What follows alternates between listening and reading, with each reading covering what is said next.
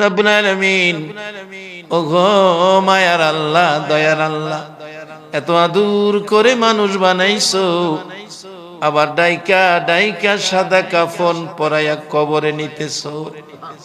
হায়রে নিষ্ঠুর কবর, কবর রে। কত মানুষ জীবনে কত দেশে যায়, আবার ফিরে আসে।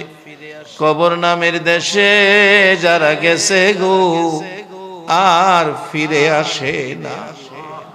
মাউত কবে জানি আমাদের কার নামে কবরের ডাক পাঠাইয়া দাও। কবে জানি কার সন্তানেরা এতিম হইয়া যায়। কবে জানি রে ঘর থেকে বাহির করলে আর ঘরে নিবে না। আল্লাহ, আমরা গুনাহগার, গুনাহগার গো, আমরা গুনাহ করেছি।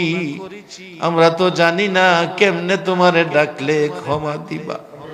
আমরা তোমার আদরের সৃষ্টি, আমরা তো তোমারে ডাকতে জানি না।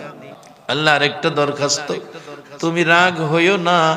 তুমি রাগ হইলে আমরার মনের দুঃখ কার কাছে বলবো? বাবা, বাবা গো, সন্তানের মায়ায় জীবনে কত কষ্ট করছো। কত বাবা সকালের খাবার রাত্রে খাইছে, খালি পায়ে ঈদগাই গেছে, সন্তানের জুতা পরাইয়া নিছে।